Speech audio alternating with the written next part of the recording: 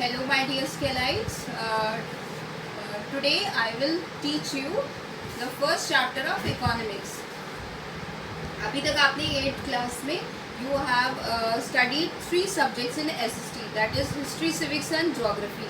So in standard 9 one more subject has been added on in your SST, that is economics. So we will be studying basically the first chapter of economics. The name of the chapter is the story of village Palampur. Basically, in this chapter, what we are going to study is village से related, Palampur से related सारी चीज़ें कि कहाँ पर वो situated है, उसकी क्या क्या important चीज़ें हैं जो उसे जिसने उसे एक book में NCERT book में एक place important place the. Okay, so let us start the chapter.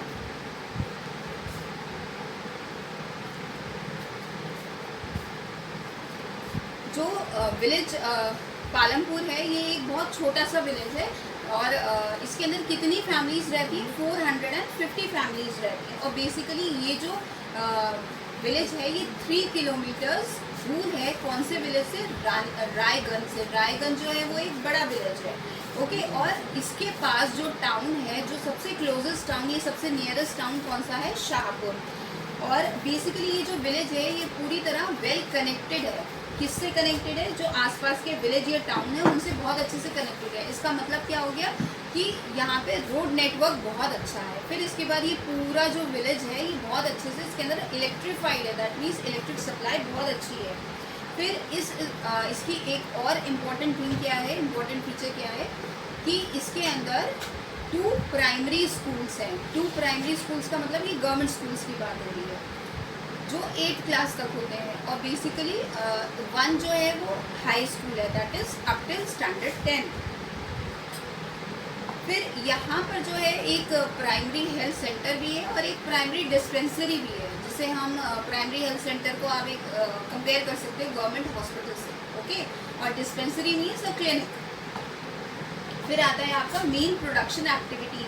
यहाँ पर इस विलेज में मेन प्रोडक्शन एक्टिविटीज़ क्या है? एज यू नो कि जो है विलेज में बेसिकली लोग जो हैं, जो उनका मेन ऑक्यूपेशन होता है वो क्या होता है? एग्रीकल्चर. तो here also main production activity क्या है?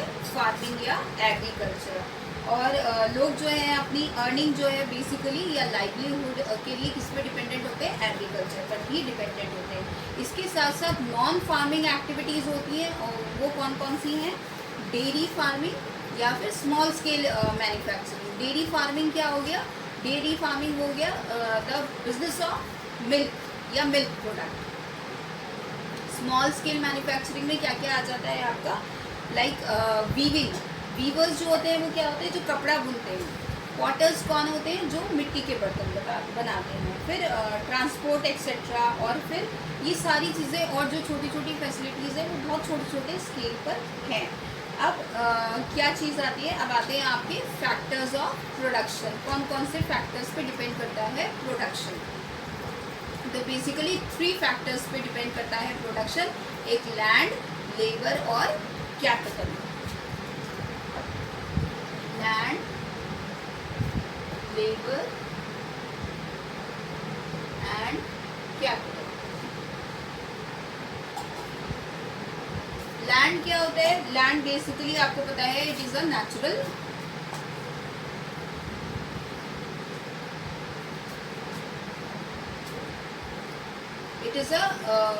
Gift of nature. ओके, जिसके अंदर आपके गिफ्ट ऑफ नेचर में क्या क्या आ जाता है? सॉइल आ जाता है, वाटर आ जाता है, फॉरेस्ट आ जाता है, मिनरल्स आ जाता है. मतलब इसके लिए हमें पे नहीं करना पड़ता, लेकिन आजकल हमें हर चीज़ के लिए पे करना पड़ता है. ठीक. फिर आता है आपका सेकेंड, आता है आपका लेबर. लेबर क्या होता है? वो ह्यूमन एफर्ट, क्योंकि जो लोग काम करते हैं किसी भी चीज़ के लिए. आप देखिए कि अगर फार्मिंग भी करनी है तो वो ऑटोमेटिकली अपने आप तो इक्विपमेंट्स के थ्रू हो नहीं जाएगी. उसके लिए भी हमें किसकी ज़रूरत पड़ती है? ह्यूमन बीइंग की ज़रूरत पड़ती है. जब वो लेबर करती है, जो एफर्ट करती है, चाहे वो फिजिकल एफर्ट हो या मेंटल एफर्ट हो.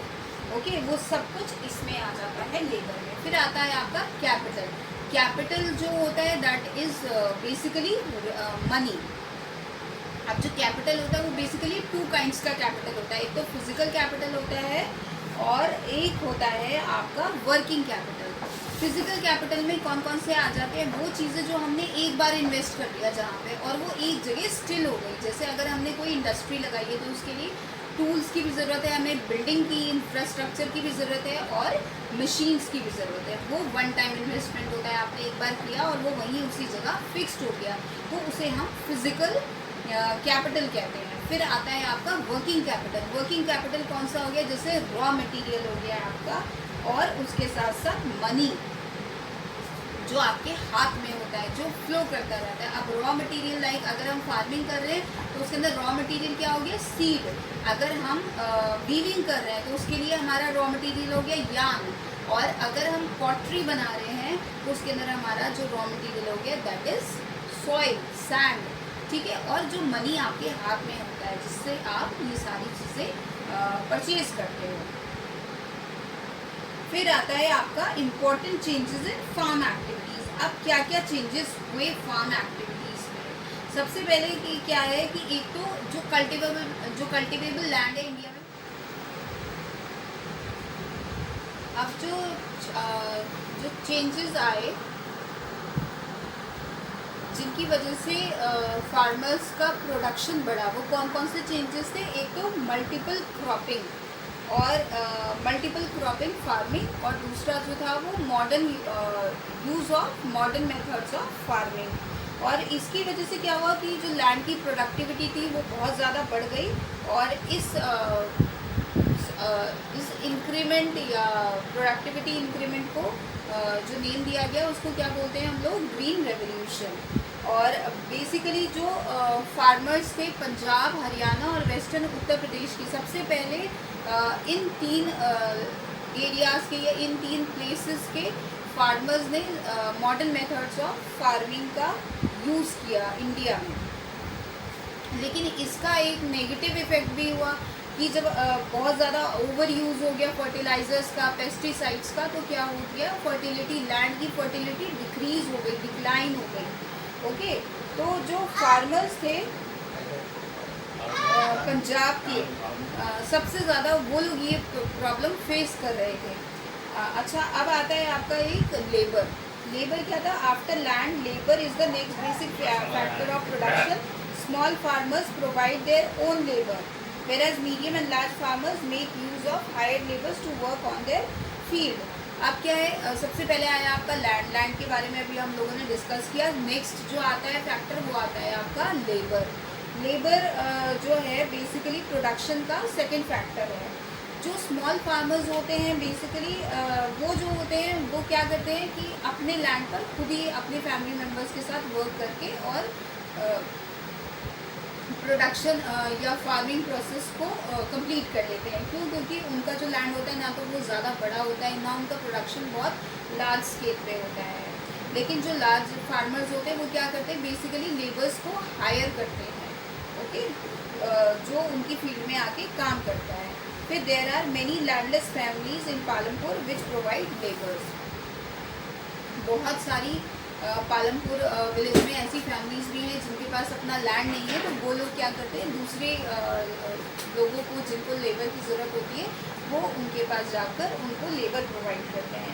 As the work is less for the number of labourers they are not given minimum wages set by the government. अब क्या है कि जो नंबर ऑफ़ लेबरर्स जो है वो ज़्यादा है और जो वर्क है वो कम है, तो जो गवर्नमेंट ने जितना एक मिनिमम वेजेस डिसाइड किया है उतना जो अमाउंट है वो उन लोगों को नहीं मिल पाता है। सो सम लेबर्स, इस वजह से क्या होता है कि बहुत सारे लेबर्स ऐसे भी होते हैं जो सिटीज़ की तरफ, विलेज से सिटीज़ की तरफ माइग्रेट कर लेते हैं। फिर आता है आपका थर्ड फैक्टर ऑफ प्रोडक्शन, वो है capital. So after land, capital is another basic factor of production. All categories of farmers